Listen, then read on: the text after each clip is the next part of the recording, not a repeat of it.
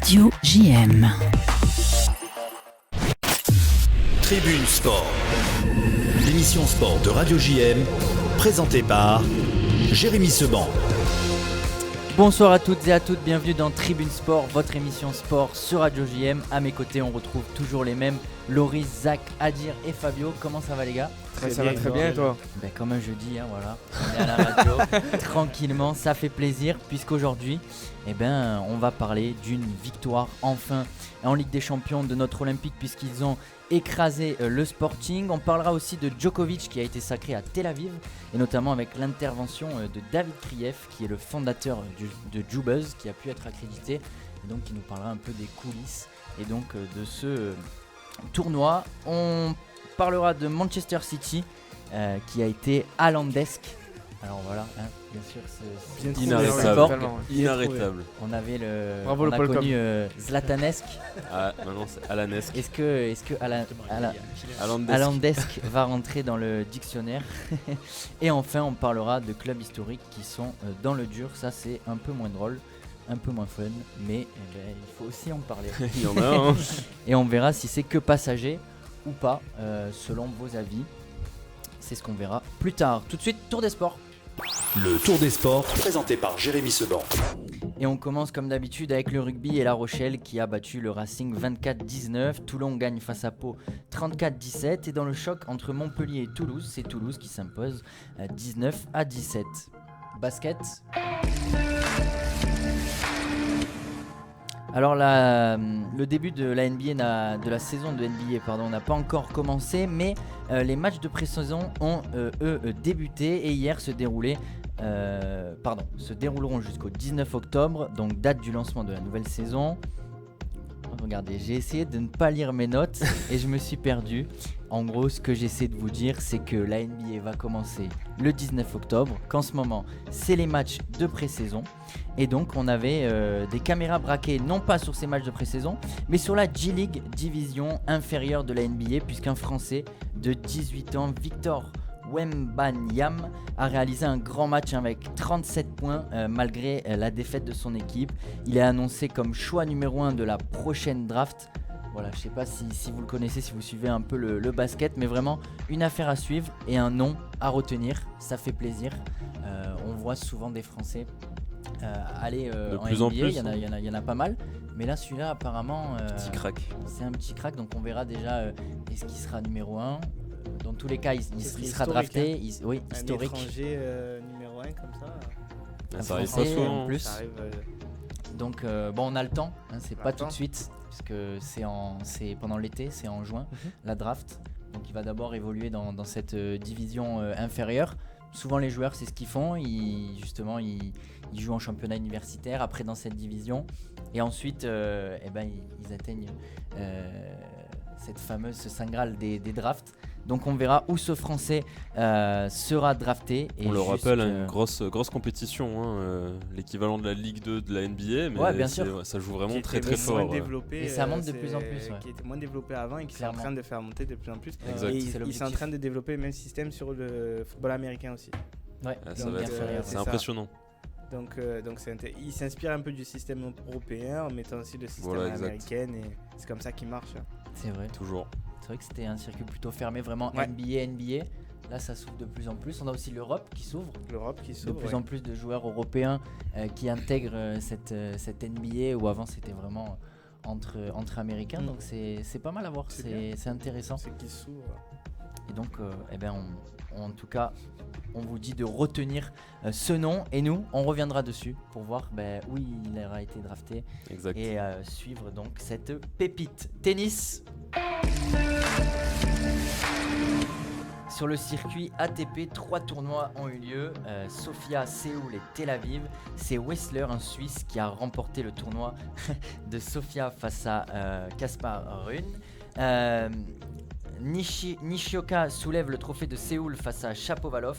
Et enfin, Djokovic remporte face à Marin Cilic le kidouche d'or. Je ne sais pas si vous avez vu. C'est un petit clin d'œil par rapport à à David qu'on va recevoir après. Donc voilà, si vous avez vu la photo, mais ce trophée assez particulier à Tel Aviv. Sur le circuit WTA, c'est Krejcikova qui s'offre la numéro 1 mondiale Quintaveit lors de la finale de Tallinn. Petit point géographie, si je vous dis du coup Tallinn, ça vous dit quelque chose? C'est dans l'Est, ça? Bien sûr, pays de l'Est. C'est une capitale. En Mongolie. Lituanie? Non. Capitale. T'es pas loin. Je l'ai C'est pas. l'Estonie. Oh, ok. Capitale de l'Estonie. En tout cas, ça finit en I. On vous fait un peu réviser en plus. Voilà, sport, géopolitique un peu, voilà, culture G. Fait de tout. F1. Assez rare pour le souligner, lors du Grand Prix de Singapour, ni Verstappen ni Hamilton ont été présents sur le podium. C'est tout de même une Red Bull, la Red Bull de Perez qui est arrivée en tête, suivie de Charles Leclerc et Carlos Sainz et sa Ferrari qui ferment le podium. Verstappen termine 7ème, tandis qu'Hamilton finit 9ème. Loris, le foot, allez, résultat c'est parti. Ces résultats de la Ligue des Champions, mardi, plusieurs matchs ont été joués et on retrouve le Bayern Munich qui s'impose comme à son habitude en Europe 5-0 face à l'adversaire le plus faible de sa poule, le Viktoria Plzen. Le rouleau compresseur. Exactement, avec ce doublé de Leroy Sané. Et on va du côté de la Canebière parce que l'Olympique de Marseille a gagné enfin et a mis fin à cette série catastrophique en écrasant le Sporting Portugal 4-1 avec des jolis buts de Balerdi qui commence à reprendre confiance et de faire des prestations pour l'instant vous l'avez dit ou pas? potables. Bon, ah oui, en vrai. Moi, j'y crois toujours pas. Moi, Je j'y pense crois que 100%. là, il y a eu une poussée d'adrénaline, mais ça va vite redescendre. Il a compris qu'il faut pas le mettre sur un côté. On va du côté du Pays-Bas avec l'Ajax Amsterdam qui s'est fait écraser 6-1 par ce rouleau compresseur napolitain qui est aussi dangereux en championnat qu'en Europe. Et la surprise, Zambo. Zambo Anguissa, oui, a souligné. exceptionnel, hein. Très Joueur bon joueur. exceptionnel à Naples. Et la surprise, c'était le club de Bruges qui réalise ce succès 2-0 face à l'Atlético Madrid. Alors j'avoue, je l'ai annoncé, malheureusement pas sur les réseaux, mais je voyais bien Bruges et Naples, ça fait une petite cote à 12. C'est pas mal. Petite. Tu es bien là. Cote de bœuf. Profitable pour la suite, l'Eintracht Francfort et Tottenham se quittent dos à dos par un 0-0. L'Olympique de Marseille qui peut en profiter pour avoir la première place du groupe s'il gagne le prochain match. À voir. C'est fou quand même. Hein. Ouais, Là, on vise que les 3 points obligatoirement. Hein. Et on va Compliqué, mais... le FC Porto qui s'impose 2-0 face le Bayer Leverkusen avec un but de Zeidou et de Galeno. On va aussi également du côté de l'Italie avec l'Inter Milan qui s'impose sur la plus petite des marges 1-0 face au FC Barcelone. Cependant qui a réalisé une prestation... Enfin, moi, de ce que j'ai vu sur les réseaux, j'ai pas regardé le match, mais sur les réseaux, ça a beaucoup critiqué C'était un vol, hein, clairement. sur ses choix. Ouais, mais ils ont pas été exceptionnels dans le jeu, pas assez tranchant le Barça, mais quand tu vois les faits de jeu, c'est trop. L'Inter ne doit jamais gagner. Bah déjà, il y a une main pas sifflée, il y a un carton rouge qui est jamais sorti, alors que la VAR, on se demande ce qu'ils font. Il devait être en post-clop, mais ça a fait polémique ça d'ailleurs. c'est vraiment scandaleux là ce qui s'est passé. D'ailleurs, le FC Barcelone a fait appel justement, donc à voir ce que ça va donner. En général, ça donne pas grand-chose, mais c'était vraiment scandaleux. Incroyable. Okay. Et du côté d'Anfield, Liverpool sort de la tête de l'eau et respire un peu en Europe avec cette victoire 2-0 face aux Rangers.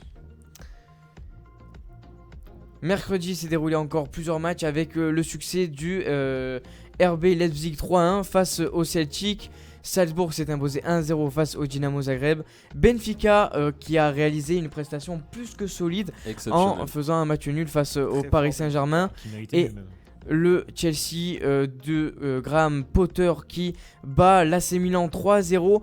Et surtout à souligner ce match-là qui signifie le limogeage de Julian Lopetegui sur cette débâcle 4-1 face au Borussia Dortmund avec une équipe très jeune de Dortmund qui a réussi quand même à plier le FC Séville.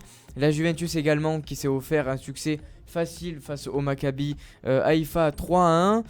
Manchester City, comme l'a dit et l'a souligné Jérémy, Haalandesque parce que ce doublé il ne s'arrête plus du tout. Qui va l'arrêter? Inarrêtable 5-0 face au FC Copenhague. Et le Real Madrid qui est toujours aussi serein en Europe qui s'impose 2-1 face au Shakhtar Donetsk. Et aussi ce qu'on peut souligner en parlant de Séville, c'est le retour de Jorge Sampaoli, qui retrouve un poste d'entraîneur. C'est incroyable. Cet après-midi, c'est vrai. C'est incroyable.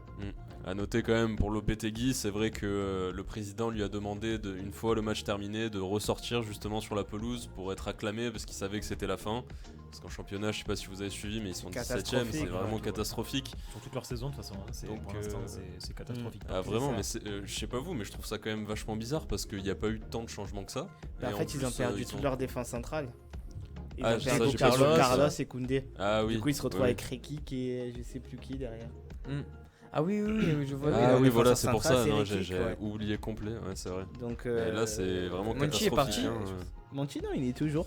C'est lui qui a fait sortir. Non, là, ça s'est pris des 4-0, des 2-1 contre Almeria. Ils viennent de monter, c'est pas normal. Quand t'es Séville, tu joues le top 3, top 4. Surtout que sur le papier, c'est une équipe très très potable, même encore plus potable que l'année dernière. Certes, comme tu as dit, la défense, elle a complètement sauté. Bon, là, ils se retrouvent avec Salas et Carmona. Mais en soi, au moins que l'attaque fasse son job, quoi. Oui, bien sûr. Voilà. C'est ça qui est frustrant. C'est ça, on sait que Sampaoli ne vient pas, bien évidemment, sur le long terme, mais il vient quand même pour, on va dire, en tant que sauveteur. Moi, ce qui m'étonne, c'est qu'il est parti en très mauvais termes avec eux, donc c'est bizarre qu'ils reviennent comme ça. Ouais, aussi, mais ça fait partie des caractéristiques de Sampaoli. Il a l'ADN, il va vite s'adapter. Je pense que justement, ils veulent sauver, ils veulent aller juste chercher une place en Europe maintenant. Après, oui, s'il a pas les joueurs qu'il veut, ça va sauter comme à son habitude. Mais bon, après, voilà, ça reste à voir, mais il vient en tant que sauveteur. Monchi qui est un peu dans le dur dernièrement aussi au niveau des recrues, donc ça reste à voir un peu. On le sent un peu moins inspiré. On est sur une fin de cycle au niveau de ce management là, ça reste à voir. Ça reste à voir encore. En vrai, cette année, il y a beaucoup de clubs qui sont en fin de cycle. Ouais, beaucoup. Bien, Manchester, on a Lyon, Manchester, Juve. Plusieurs années qui sont en fin de cycle. Ouais, c'est un volcan qui était endormi comme Milan, sauf que Milan s'est réveillé un peu plus tôt. On a l'impression que United, ils n'arrivent jamais à relancer le cycle, quoi. C'est ça. Et aussi une équipe là qui... Ça vient plus d'en haut, je trouve quand même pour United. Je sais pas si vous avez entendu là, c'était cet après-midi, Eric Ten Hag qui veut se débarrasser de Ronaldo justement dès cet hiver. Voilà, ça a été annoncé là. On connaît. C'est pas une situation pour un joueur comme ça. Ouais, il y a un Ronaldo qui est fragile. J'espère que ça va aller mieux pour lui. Oui, on lui souhaite en tout cas. Donc, ça reste qui se relance. Donc. Après, une autre équipe qui est un peu en fin de cycle, pour moi, on en parle peu, c'est l'Atlético. Je trouve qu'ils sont. Ah oui. Ils sont beaucoup. Alors, ils ont officialisé là justement, ils ont trouvé un accord avec Barcelone pour signer Griezmann justement. Donc, il va enfin pouvoir jouer 90 minutes à chaque fois. Justement, c'était pas 40 millions, ils ont trouvé un accord à 20 millions, mais au moins c'est quand même des sous pour Barcelone directement touchés. L'aspect juridique en Espagne est toujours aussi fantastique. Ah, mais ça, au niveau des clauses, c'est l'aspect juridique pour le FC Barcelone. Ah oui, c'est fantastique. Et le Real, à chaque fois, table rase sur les dépenses, surtout. Je vais aller chez mon banquier, je dis écoutez, monsieur, je vais lever un levier économique. Donc bon, 300 millions, ça va? Allez, super. Pour un été, c'est parti. Non, après oui, ça reste à voir. Même en Liga, il y a beaucoup de... Ça se cherche quand même. Enfin, on sent pas qu'il y ait une véritable concurrence pour le Real Madrid. Pourquoi pas le FC Barcelone si ça prend la sauce. Pourtant, ils ont fait match pour l'instant, ça a l'air potable. Il n'y a pas de réel outsider un peu comme chaque année. Non. Le FC Séville, par exemple, l'année dernière, qui a fait une très très bonne saison. C'est vrai. L'Atlético qui est tout le temps là, bon là j'ai l'impression qu'ils sont un peu en fin de course, quoi. Moi c'est ce que je ressens en tout cas de cette équipe. Bien sûr. Même si quand même ils continuent quand même à garder de bons résultats, c'est plus l'Atlético de... Mais Diego Simeone, ça fait combien de temps qu'il y est? Oula, ça fait plus de 10 ans. Plus de 10 ans, non? Ouais, je crois que ça fait 11 ou 12 ans. Il y a un moment où je pense il parlait justement de le limoger l'année dernière. Bon, on a vu qu'au final ça s'est pas fait, mais c'est vrai que peut-être changer un petit peu cet ADN de... Il y a un moment jouer qu'en contre. Surtout qu'il a les mêmes joueurs. Son effectif change très peu à chaque fois. C'est ce qu'il demande. Sur 4-5 ans. Il a la même défense depuis 3-4 ans. C'est ça. Ouais. C'est quelque chose, quoi. Et je crois que vous avez empiété un peu sur le sujet justement des clubs en difficulté. Exact. J'ai l'impression que j'ai. Ça fait 12 ans. Écoute Jérémy, t'étais pas sur le plateau, non? Ah ouais, on t'a laissé parler de la Juventus qui galère, on le sait. On finit ce tour des sports avec Made in Marseille. Et donc pour les Blue Stars, il ne s'agit pas vraiment d'eux, mais de l'équipe de France de football américain qui jouera son premier match à domicile depuis 2019, qui sera au Stade de l'Or, le stade où on avait pu aller voir un match. Donc là, ce ne sera pas les Blue Stars, mais l'équipe de France. 3 joueurs des Blue Stars font partie de l'équipe. Les places vont de 9 € à 25 €. Franchement, pour une équipe nationale, c'est plutôt raisonnable. Au Stade de l'Or, qui est situé au 72 rue Raymond Tesser, à côté du Stade Vélodrome, du coup. Pour les Spartiates, eux, ils vont jouer leur premier match face à Neuilly ce samedi 8 et recevront ensuite Brest le 15 pour le premier match à domicile. Alors pour eux aussi, c'est des places plutôt raisonnables qui vont de 5 à 11 €. On reste dans le secteur puisque le match a lieu au Palais Omnisport. C'est cool. Donc voilà, c'est deux événements sportifs dans le secteur, voilà, si vous voulez sortir en famille ou si vous aimez le sport tout simplement. Foss, eux, après 2 matchs de championnat, sont à 1 victoire et 1 défaite. Le 3e match a lieu samedi face à Blois à l'extérieur. Et pour le POC d'handball d'Aix, ce sera Chambéry contre le PAOK. C'est le match de la 5e journée du championnat. Pour rappel, la rencontre a lieu à 21 h et le championnat est retransmis sur beIN Sport. Voilà, vous avez les informations concernant ces clubs de notre belle région. On passe maintenant au premier thème et donc cette victoire, ce sacre de Novak Djokovic qui marque son retour à la compétition après plusieurs mois. On est en compagnie, on a la chance d'avoir David Krief. Comment ça va, David ? Bonjour, enchanté. Bonjour, ça va, David. tu vas bien ? Très bien, et vous-même ? Très bien, merci. Donc pour ceux qui ne connaîtraient pas, David Krief, qui est le fondateur de JuBuzz. Pour résumer simplement, tu me dis si je me trompe, mais JuBuzz, c'est donc un média digital qui parle de la communauté juive sur un ton humoristique. C'est ça, tu as à peu près résumé. C'est le premier média de divertissement de la communauté juive, francophone en tout cas.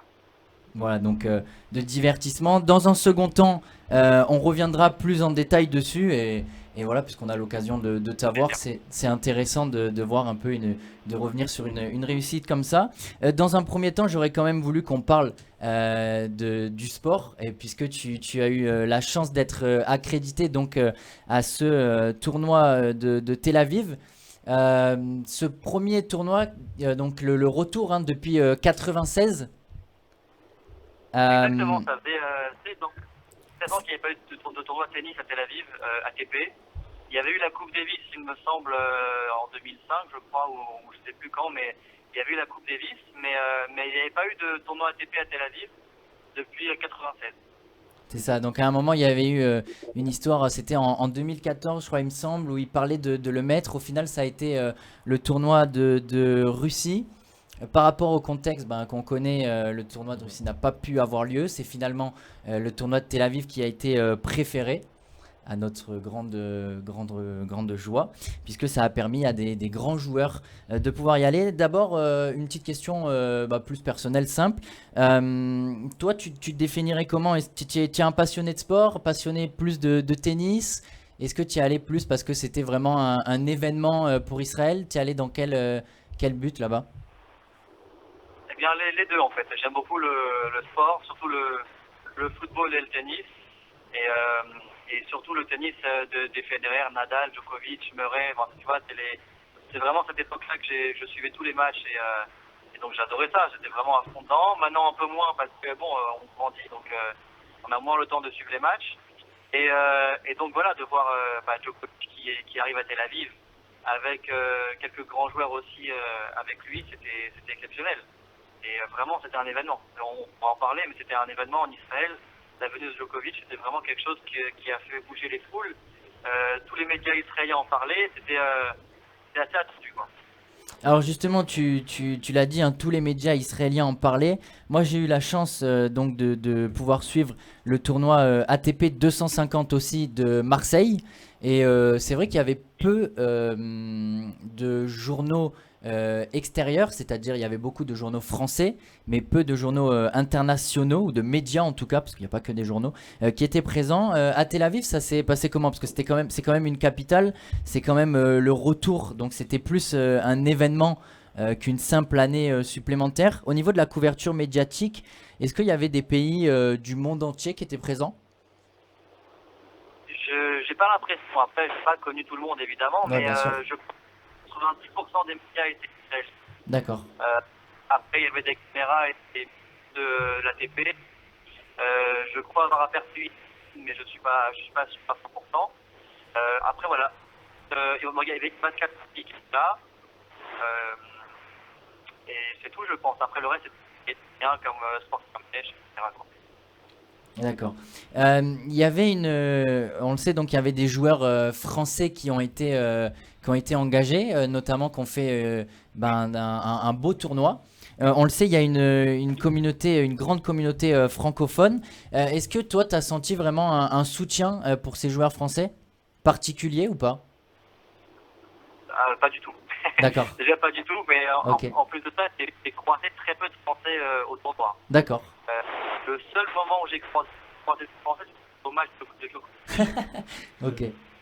Une fois, je sais même pas si Djokovic pour faire, je sais plus lequel c'était à ce moment-là.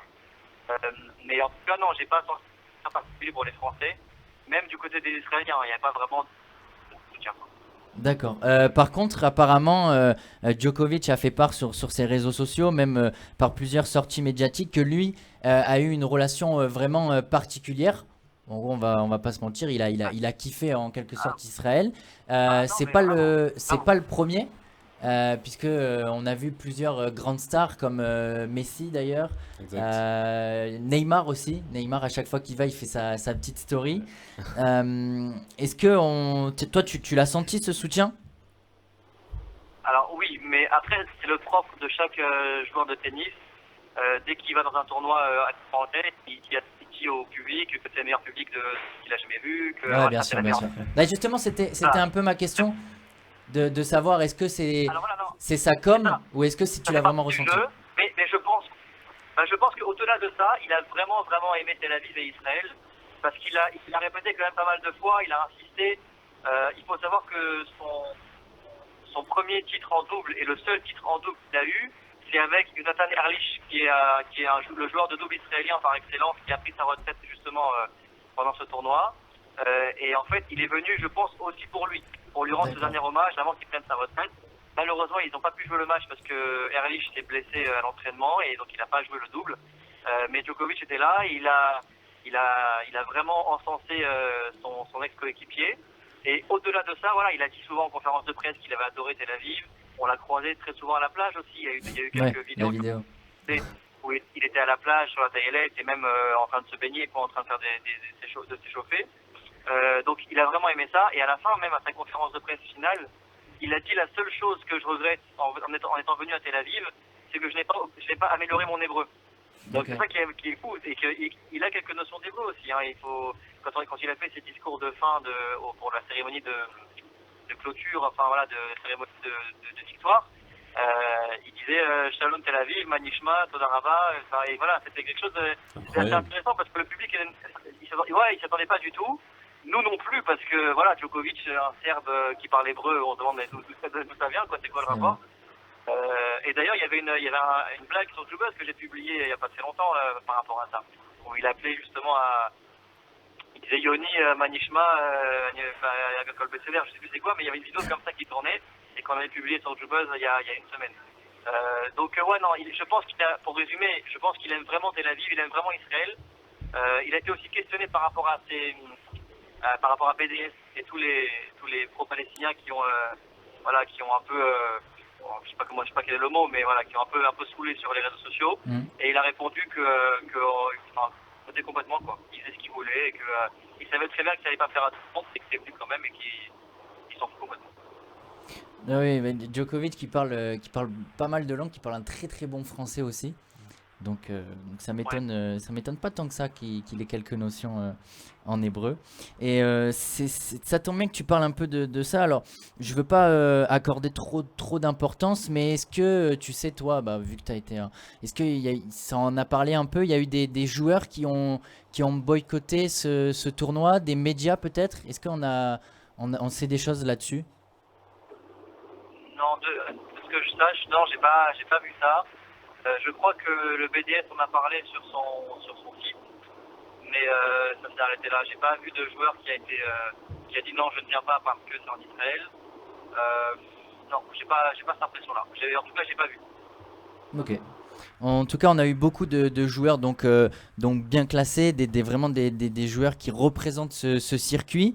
Une très belle finale. Une très belle finale aussi, on va parler plus du sportif après. Est-ce qu'on pourrait, donc on peut logiquement espérer peut-être des plus grands noms l'année prochaine? Peut-être que justement Djokovic peut permettre à Israël. Déjà, la question d'avant c'est est-ce que le tournoi va être reconduit l'année prochaine?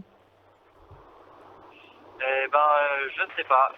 Je sais que de produire un tournoi, ça coûte très cher. Et là, je pense qu'on peut parler du sponsor principal du tournoi qui est Waterjet. Je ne sais pas si un peu à quoi ça correspond. Qui est une entreprise extraordinaire en Israël qui a une quinzaine d'années et qui en fait transforme de l'air en eau. C'est incroyable. On a fait des démonstrations. C'est incroyable. Mais pour moi, c'est petit coup de l'âme. Ça veut dire que je pense que ça peut régler le problème de l'eau potable dans le monde dans les 10 années à venir. Ils nous ont montré des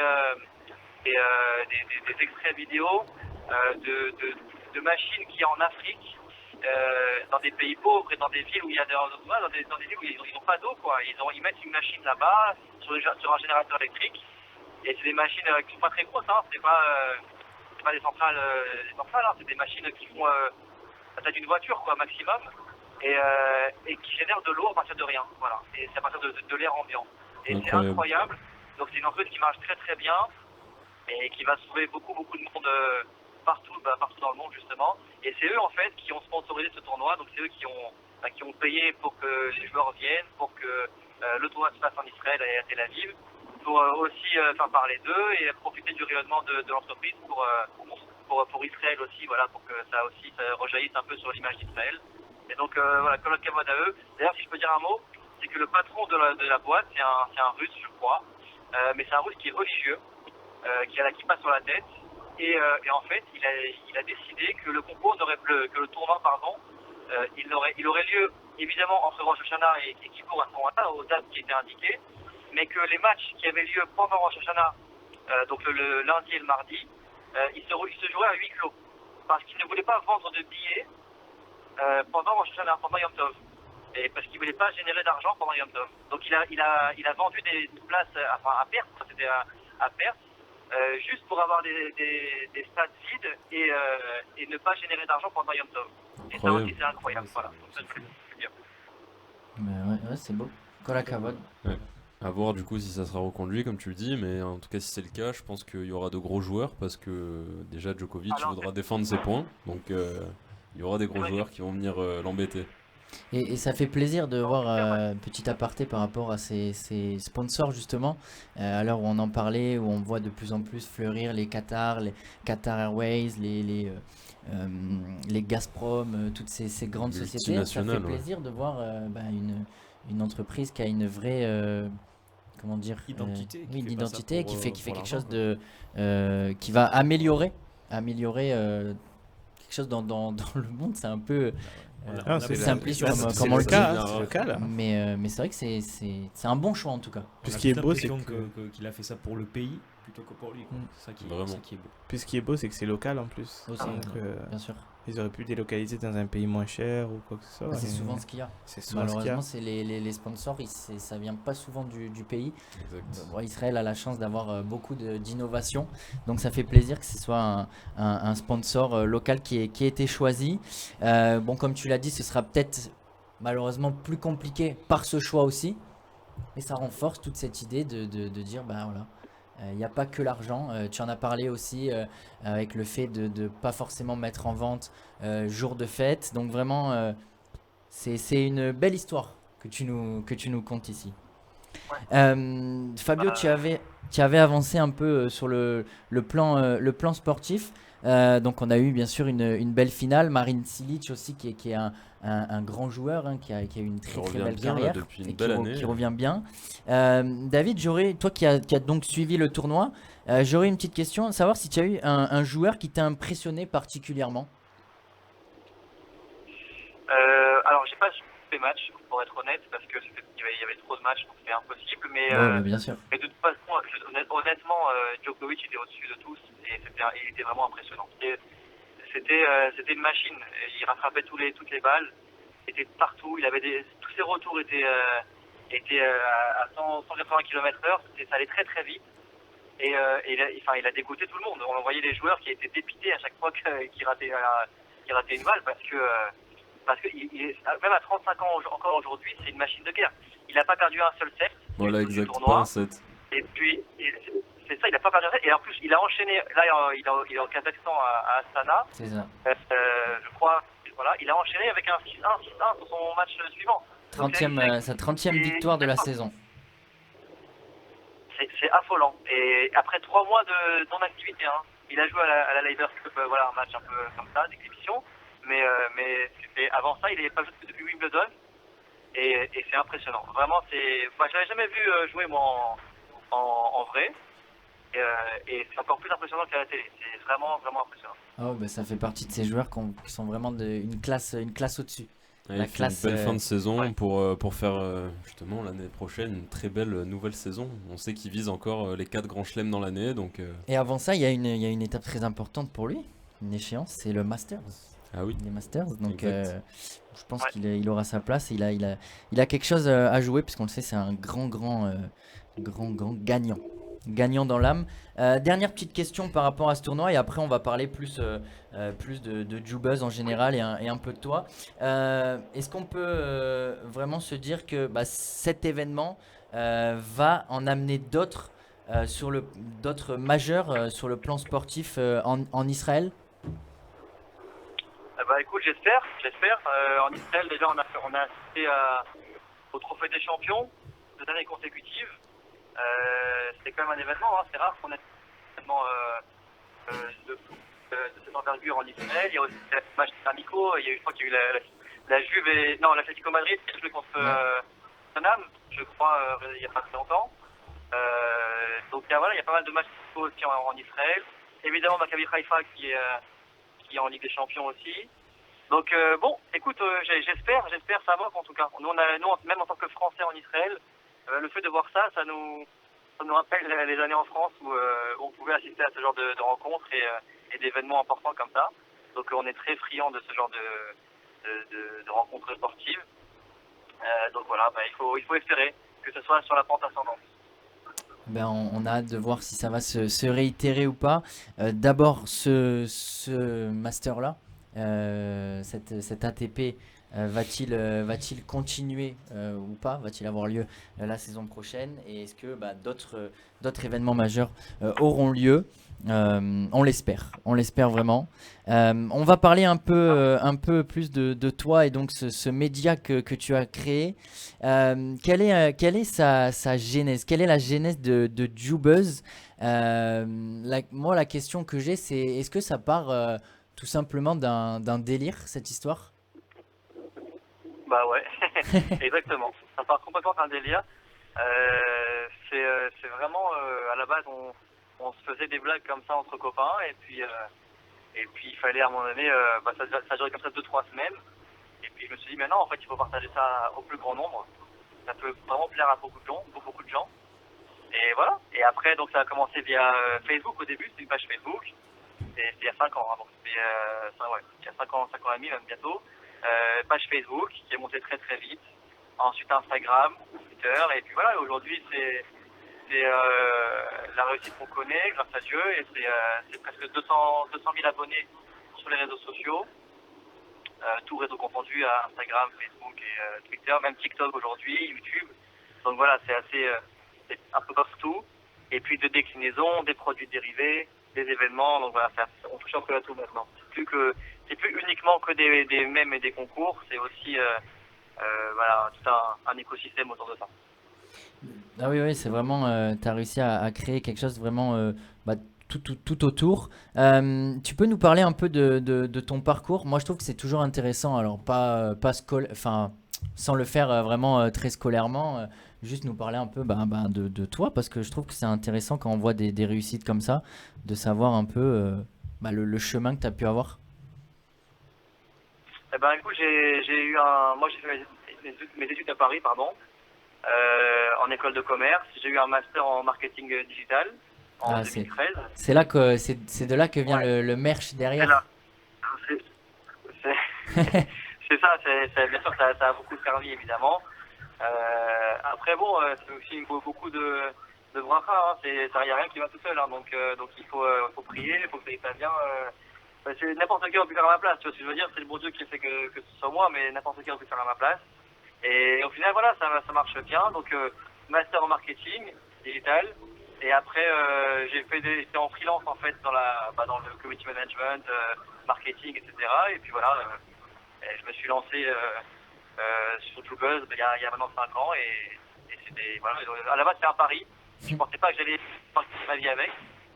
Et bah finalement si, hein, donc avec même des employés aujourd'hui, donc vraiment je suis très content et je souhaite à tout le monde d'avoir le même parcours.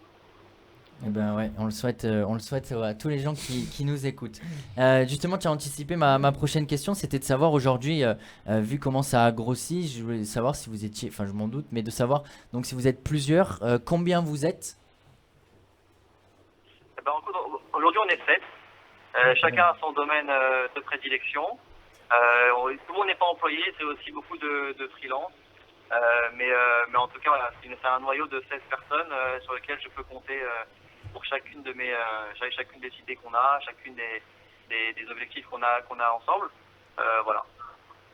Et pendant combien de temps tu as dû gérer, tu l'as géré tout seul, JoBuzz? Ça a duré au moins 4 ans. Hein. Ah oui, d'accord. C'est assez récent c'est assez récent le fait d'avoir fait. D'accord, donc c'est vraiment le fait d'avoir accéléré, d'avoir un peu décliné, où là tu as eu besoin d'autres personnes. Mais sinon ça fait qu'un an donc. C'est ça. Hein. Ok. En fait ça a commencé surtout avec la Gazette Pétard, je sais pas si tu as ouais, un j'ai peu vu ça. Ça a commencé comme ça, où je me suis associé en partenariat avec un mec qui bosse aujourd'hui de tout cas tous les jours sur les produits dérivés. Et en fait voilà, ça a été le moment. Et après j'avais aussi quelqu'un, un ami à moi qui fait des mèmes pour publier. Lui depuis un moment aussi, 4 ans aussi. Et voilà, mais après tout le reste business, ça fait assez longtemps. D'accord. Et donc il va rester quelques questions, mais pour terminer, quels sont les objectifs aujourd'hui pour JoBuzz, pour la suite? Eh ben, c'est toujours continuer à essayer de divertir la communauté juive avec du contenu original. C'est difficile parce que j'ai l'impression que tous les thèmes ont déjà été abordés. Les Maroc et la Tréla et machin. À la fin, c'est tous les mêmes thèmes qui reviennent, donc il y a un peu de lassitude aussi, je ne te cache pas. C'est assez particulier, il faut réussir à gérer. Là, c'est un défi. Mais on va le faire.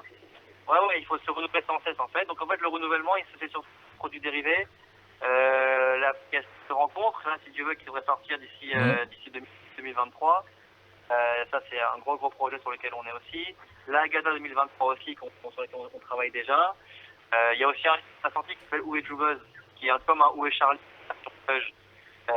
qui a aussi assez bien marqué, pour lequel on prépare aussi le deuxième tome.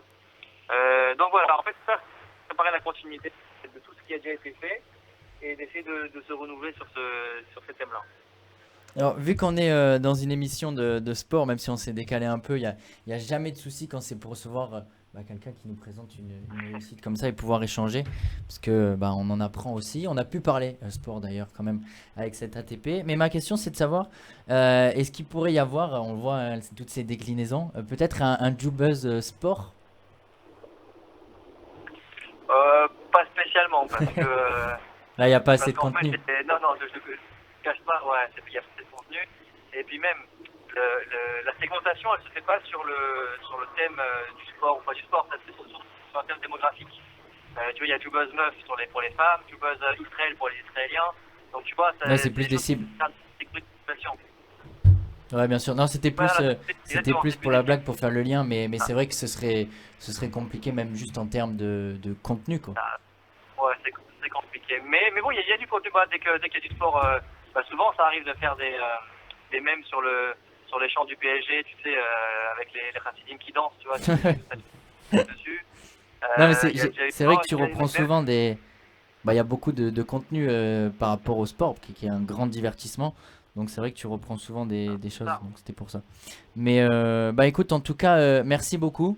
Bravo à toi, bravo parce que bah, tu as réussi à fédérer une belle communauté, bah, déjà par rapport à la communauté juive, mais j'ai envie de dire que ça a dépassé ça. On le voit souvent avec bah, que ce soit des personnalités ou même des gens qui ne sont pas forcément du monde juif, mais qui ont cette belle image. J'ai envie de faire un peu ce parallèle avec des films comme La vérité si je mens, qui sont connus un peu de tout le monde.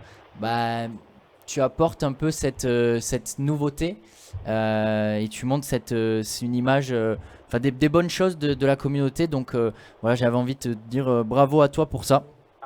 Bravo, c'est exceptionnel. Hein. Bah, c'est gentil, merci beaucoup. Voilà. Ça me fait vraiment beaucoup, merci beaucoup. C'est vrai qu'il y a les non-juifs aussi, ils sont, je pense à Camille Combal, à Kelly, et ce genre de choses, il y a ce genre de personnes qui a priori, ils n'ont rien à voir avec ça, avec la communauté juive, et qui au final sont abonnés, ils commentent, ils envoient des messages aussi. Bob Sinclair récemment qui est abonné et qui génial. C'est fou. Donc non, merci beaucoup et pourvu que ça dure, hein. On espère que ça va encore durer longtemps et c'est toujours à ce niveau-là. Bah en tout cas, voilà, comme dirait Paga, on te le souhaite. Merci beaucoup. En tout cas, on te le souhaite. Voilà. Merci beaucoup. Merci à toi d'être passé, ça fait plaisir. Avec grand plaisir. Ciao, bonne soirée. Bonne continuation. Ciao. Bonne soirée. Merci. Bye bye. Ciao. Voilà, on s'est un peu égaré le temps d'un instant. C'est intéressant. Ça fait plaisir. Mais ouais, ça reste dans ce côté, on reçoit quelque part un entrepreneur.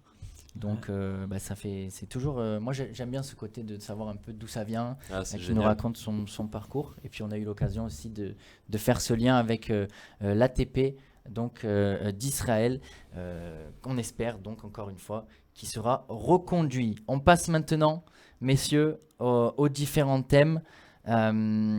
Et donc on va parler, j'ai vu que vous l'avez un peu évoqué, de ces clubs qui sont un peu en difficulté. Ces clubs, alors j'ai marqué historique pour se focaliser là-dessus. Il pourrait y en avoir d'autres qui sont un peu moins historiques, mais qui ont dans les saisons récentes fait de bonnes choses. Et là c'est un peu plus dur.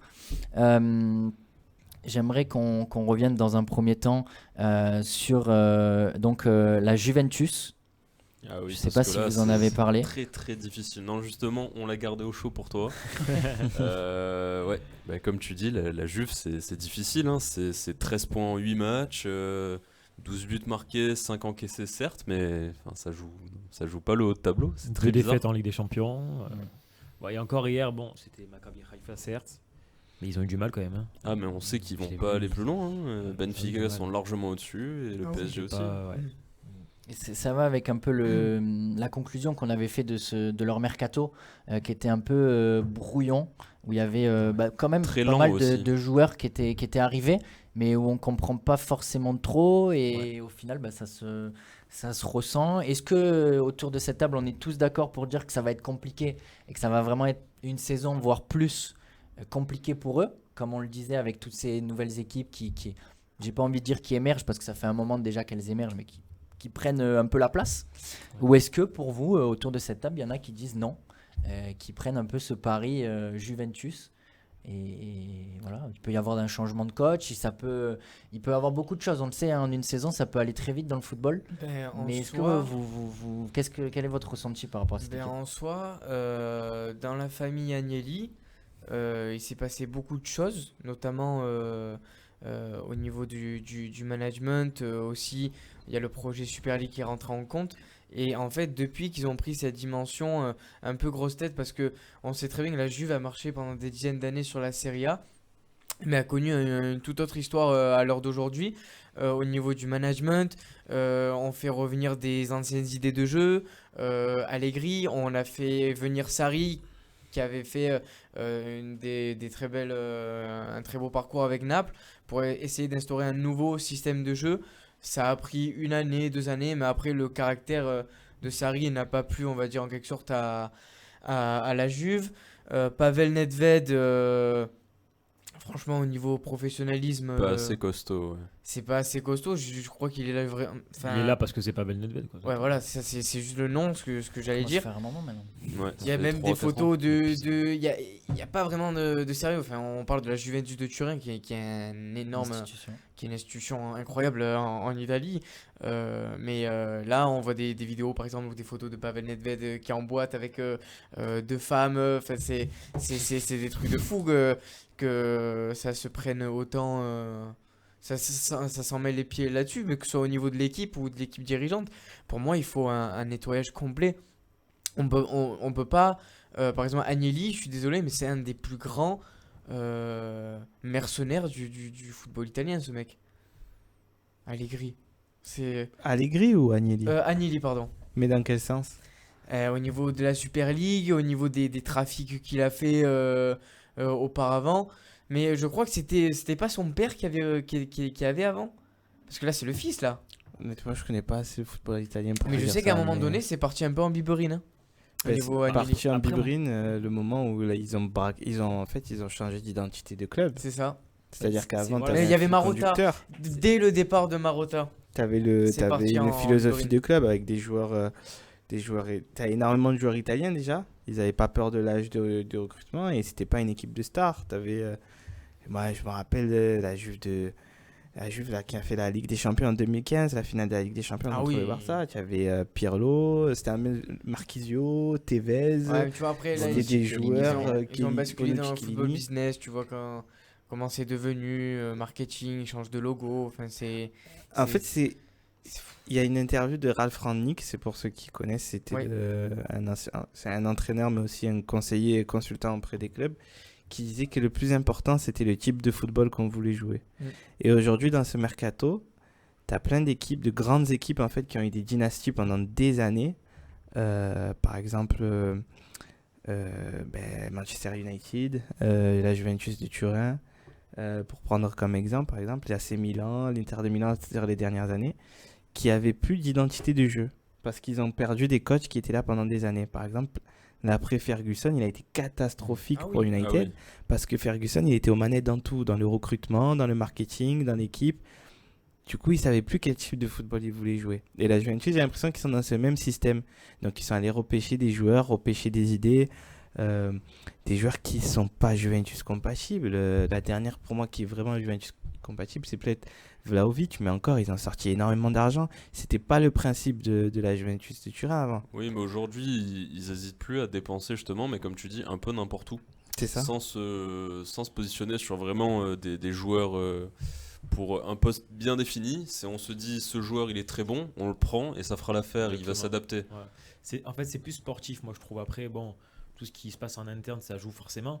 Mais cette année, c'est beaucoup plus sportif. On le voit clairement dans le jeu que ça va pas du tout. C'est-à-dire qu'ils ont recruté des Ils se joueurs, trouvent pas. mais c'est pas les joueurs qui manquaient, quoi. Aujourd'hui, voilà, il manque quoi? Il manque un ailier percutant, rapide. Par exemple, voilà, il y a encore plein de postes. Les défenseurs centrales aussi, ça va pas trop au niveau de la défense. Mais en soi, pour moi, c'est plus sportif.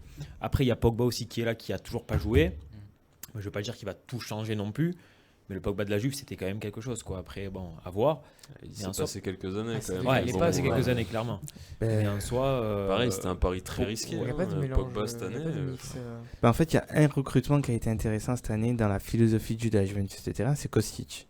Et Locatelli. Ah oui. Locatelli, ça a été vraiment pas mal. Il y a 3 Ils ont mis du recrutements temps en à fait, le faire, parce que même justement, Milik, il est intéressant dans le, Oui. dans le système A3 avec les 2 pistons Quadrado, Kostic, il peut être intéressant. C'est plutôt bien. C'est un Et peu ça le même, passe- et le ça même profil que fonctionne. Vlahovic, Milik.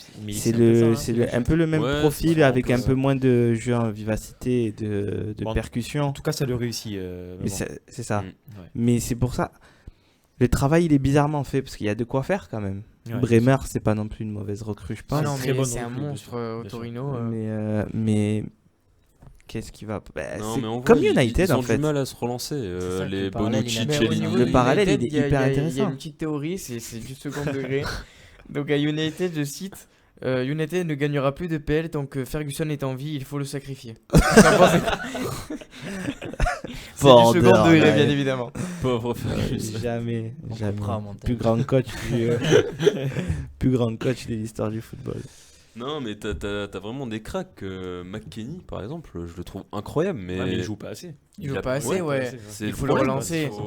C'est un peu un électron libre. Ouais. Tu le mets, tu le laisses sur son milieu ou sur le côté ou quoi, il ouais. se balade. Clairement, mais après on le voit à la Juve, le problème en tout cas il n'est pas défensif, il est beaucoup plus offensif. Ouais. Offensivement ça manque clairement d'intention, c'est un truc de... Voilà quoi, c'est-à-dire qu'on le remarque dessus dans un match. Pourtant, t'as des joueurs. Hein. Ouais, c'est ça le truc, c'est qu'il y a des joueurs, Ouais, mais on a l'impression qu'il n'y a pas de liaison entre eux. Inutile, encore. C'est un peu comme une équipe fut, quoi. Il manque des liaisons. Pas de ça va collectif. Voilà, exactement. Non, mais Il t'as y a raison, les joueurs parce qu'il que- faut, mais ça marche pas. Après, T'as cette année, raison. ils ont perdu un papa quand même au niveau Bien de la sûr, défense. Hein. c'était le taulier, Ça, justement. c'est, même ils au ont du niveau mal. des vestiaires, c'est quand même. On a Giorgio Chiellini devant toi. Même Bonucci qui va pas tarder. Ça, tu mets du temps à t'en remettre. Ah oui, tu mets du temps. Hein. Ouais. Mais même l'entraîneur, je pense qu'il sait pas ce qu'il va, parce que si je regarde de loin la Serie A, mais il utilise des systèmes de jeu différents tous les week-ends quasiment. 3 défenseurs, 4 Il y a un défenseurs. manque d'idées, je pense. Après, Allegri, on va pas le remettre en question. Il a fait des belles choses aussi. Mais là, je pense qu'il est un peu sur la fin. Quoi. Moi, je suis pas fan en fait des retours. Mais moi, j'aurais. Exactement. C'est Moi, nul. franchement, Ça a aucun intérêt. Je suis Tant- à la- Aussi bien au niveau des joueurs que des entraîneurs. Si t'es Ah parti, oui, c'est qu'il y avait une ouais, cassure exactement. quelque part. Donc au bout d'un moment. Moi, je suis à la place de la Juve. Ça marche Franchement, rarement, hein. j'essaie Ça marche vraiment jamais, de sauver les meubles cette année. Mais ils auraient dû prendre De Zerbi en entraîneur. Mais ça Ouais, va ça aurait été sûrement bouger intéressant. cet Ça a été hiver. Hein. intéressant. Enfin là, ça risque de bouger. Ils vont pas du tout rester dans cette posture-là. Oui, mais Ils- il se relance bien là, ça va. Pour Ouais, l'instant. mais encore Igor Tudor. un match Ouais. ou deux. Un match ou deux et c'est Cet fini, été. je pense. Hein. Ouais. Ouais, mais c'est possible. Hein. Moi, je dis que ça me choquerait pas. Hein. Tu dors? Oui. Ouais, bah en tout cas, c'est compatible. Ouais, Ah c'est ouais compatible. Ah oui. Puis c'était Totalement l'adjoint de compatible. Pirlo pendant. Il a été formé là-bas. Oui, Mm, ouais, ouais. exact. Après, j'espère pas pour nous, vu qu'il fait des masterclass, mais Ah ouais, Ah oui, non. pas du Aujourd'hui, tout. voilà quoi. Au début, Non, au aujourd'hui, début, ouais, on aurait c'est- dit oui, mais là aujourd'hui. Donc, si je conclus, pour vous, ça risque d'être plutôt compliqué. Je pense Ah oui, qu'il rentre mais- dans une phase longue. Hein. non, il y a- moi je pense que même en France, il y en a dès d'autres, ça va cet être été, compliqué. ça ira mieux. Là, ils vont réussir, on ne sait pas Lyon. comment, mais à chaque fois ils y arrivent. Ils vont aller en Europe. Oui. Je pense pas la Ligue des Champions, un peu compliqué pour eux, vu les bulldozers devant. Mais Là, ils ça sont va. 7ème, ouais. Bon, après, pour l'instant, Ils ça sont veut... 7ème, mais le mais classement, ça veut pas encore dire. Bon, ça commence Oh, ils à vouloir sont dire pas quelque très chose au bout loin, de oui. 8 matchs. oui. Mais on le voit, il n'y a pas énormément de points encore. Non, ils sont à Bon, il y a 7 quand même points de 10 points pour le différence titre, avec le mais là, premier. c'est- Mais c'est même plus le titre dont on parle, c'est plus les places européennes non, qui c'est sont pour ça. toujours accessibles. On l'a vu, hein, notamment, on va en parler après. Lyon, souvent en difficulté. Monaco aussi en première Mm. partie. Ouais. Et après, Ouais. c'est des Après, ça machines déroule. qui se lancent. Bien sûr. Quand on voit quand même les joueurs qu'il y a, on se dit que ça peut quand même se relancer. Moi, je serais plus d'avis à dire que ça va être quand même long, au moins une Mm. saison. Compliqué pour cette saison. Après, il y a un truc important aussi, on n'en parle pas, mais c'est vrai que du coup cette année ça va être bizarre, mais avec la Coupe du Monde au milieu, il y a pas mal de joueurs pas sélectionnés dans pas mal de clubs du coup, et à voir avec le repos, Ça va donner, je hein. pense. Si c'est bénéfique ou si c'est plutôt Ouais, je justement pense que ça va être bénéfique cassure justement. de rythme ou... Je pense moi ça va être bénéfique. Ça Après dépend à voir, pour qui, mais ça Ouais, dépend. voir. ça dépend pour Ça dépend des équipes qui ont des pénuries de blessures, enfin pas des pénuries, mais des tas de blessures. Donc ça peut, pourquoi pas remettre. Bah, la en- Juve, hein. La Juve, Ouais, ils la sont- Juve, hein, c'est ça. ils ont du mal. Hein. C'est ça. Donc, bon. Et, Ouais, ça peut leur Non, mais faire du aussi bien. aux côtés de l'OM, ça peut être bénéfique. Hein. Il y en a sûr. beaucoup. Ouais. Voilà, donc. À voir ce que Mais ça bon, donne. ça va cette faire Coupe du bizarre. Monde, hein. Ça fait bizarre cette cassure.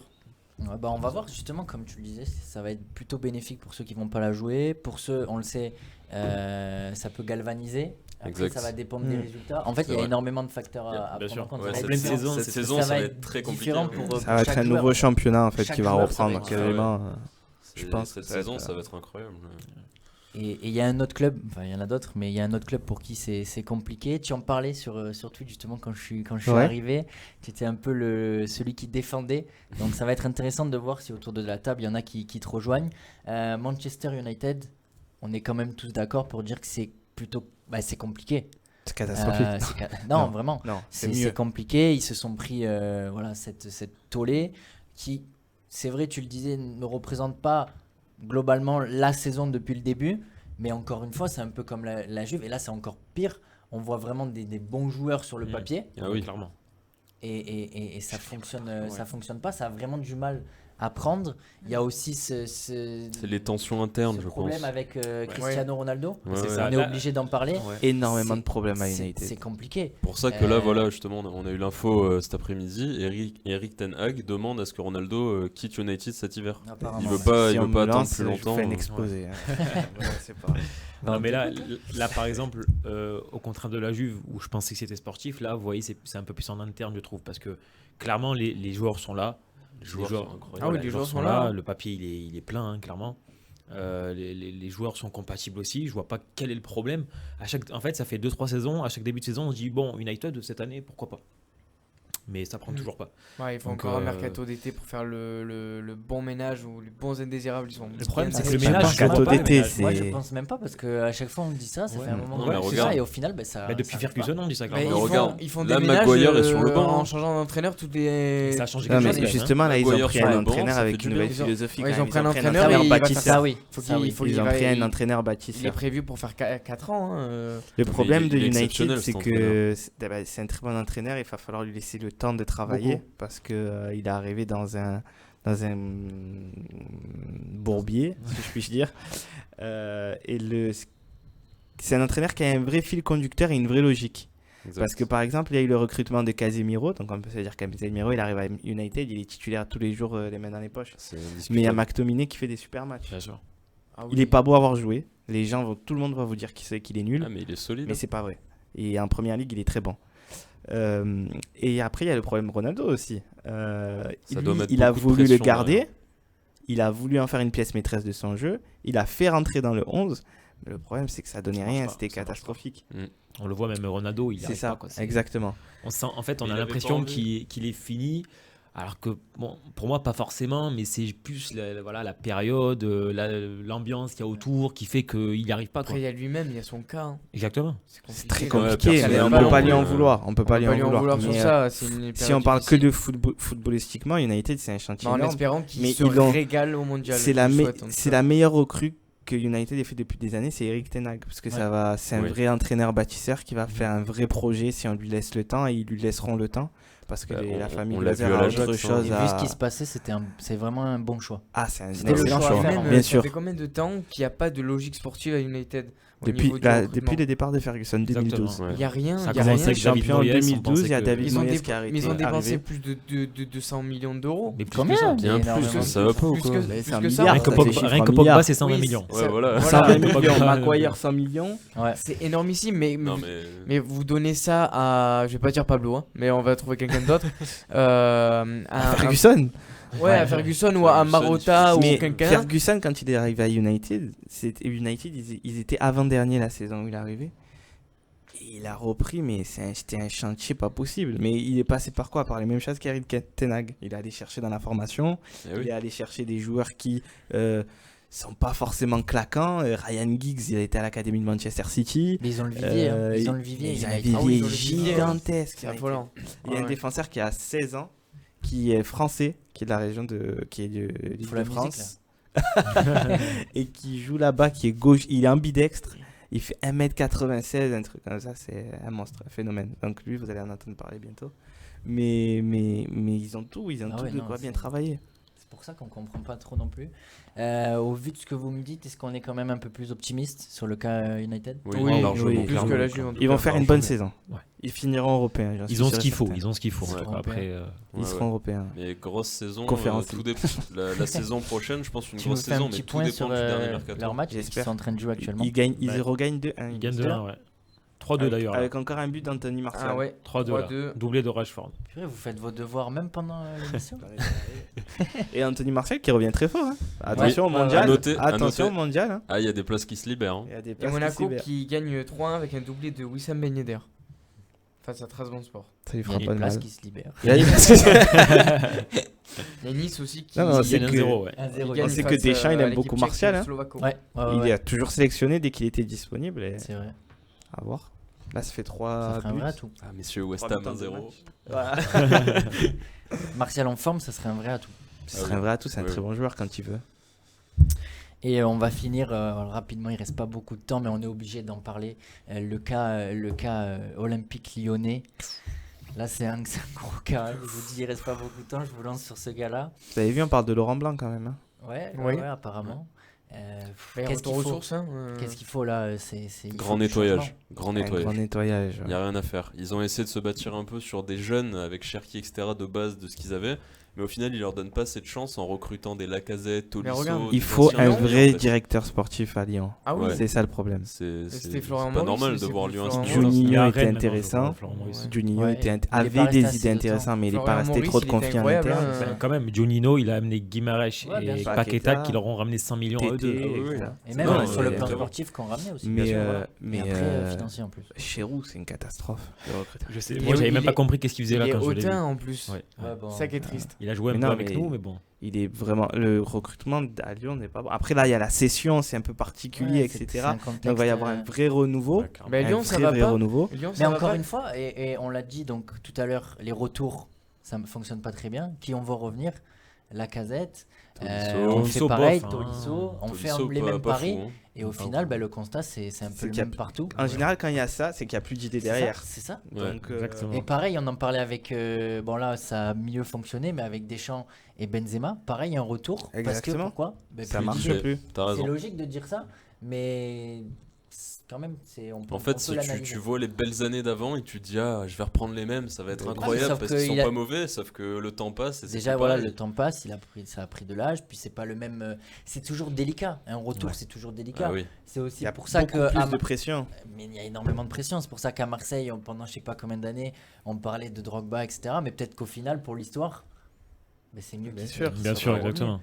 Bien sûr. Sinon, on aurait eu une autre image, surtout à Marseille où ça va très vite. Très vite. Donc pour Lyon, qu'est-ce que vous voyez? Peut-être un. Non, pour Lyon, belle deuxième partie de saison. En soi, en tant que supporter marseillais, j'aurais bien dit qu'il continue comme ça. Après, en tant qu'analyste, on va dire, on va dire qu'ils devraient peut-être un peu repartir sur leur base, c'est-à-dire beaucoup plus compter sur les petits jeunes comme ils ont tout le temps fait. Et toujours un petit peu chercher les petites pépites par-ci par-là. Sachant qu'il y a le rachat aussi derrière. Qui va peut-être compter. Et et peut-être un petit renouveau, on va dire. Arrêter un peu de toujours vouloir recycler, du renouveau, savoir lâcher un peu les joueurs qu'il faut lâcher. Et Lyon, à chaque fois, c'est comme par hasard, oui, mais ça fait depuis 1982 quand même qu'ils n'avaient pas d'entraîneur étranger. C'était que des entraîneurs français. Ah oui, c'est vrai ça. Donc le dernier en date, c'était Silvino qui a cassé la French Connection. Et qui n'a pas du tout marché d'ailleurs. Ouais, c'est ça. Donc, Et toi, Jérôme, qu'est-ce que t'en penses du coup pour Lyon Pour Lyon, au global, je pense que dans tous les cas, comme on l'a dit avec cette session, on part sur ça va être compliqué, ça va être long, un processus long. Il va falloir du changement, notamment, je pense encore une fois au niveau de la direction sportive. Ça va passer. Alors après. Je m'avance beaucoup là, on dirait. J'ai lu dans. aussi, il y a un boule de avis. Non, mais c'est vrai que je pense que ça va passer forcément par là. Après, attention à des équipes comme Lyon qui, on le sait, peuvent quand même revenir, se relancer dans une Ligue 1. On voit devant ça carbure. Ouais, bien sûr. Mais je vois pas Lorient tenir comme ça. Non, je pense pas. Aussi, il y a un gros coup. Je rajoute dernière chose, le coup de Nice qui a piqué le directeur sportif de Lens. Ça, c'est un énorme coup. Ouais. C'est l'architecte de tout ce qu'il a fait aujourd'hui, mais c'est un coup en or. Malheureusement, on n'a pas eu le temps nécessaire pour développer ces derniers sujets. On a pu en développer un autre. On a pu échanger plus longuement avec David. Donc, au final, c'est clairement un mal pour un bien. Fabio, je te laisse terminer comme d'habitude avec tes pronos. Les paris sportifs de BI Prono, présentés par Fabio Reva. Alors tout d'abord, petit récap des pronostics de la dernière émission. Messieurs, c'était un perfect 4 sur 4.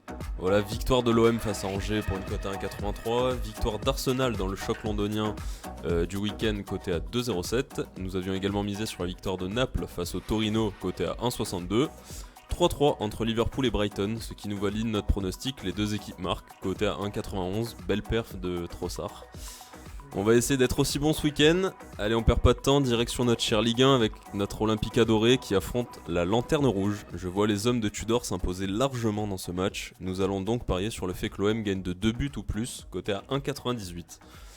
Direction la Belgique. Et oui, je sais que beaucoup de monde a aimé la rubrique de Zach sur un jeune crack en Pro League. Voilà pourquoi je vous propose la victoire de Antwerp face à Saint-Tron pour une cote à 1,86.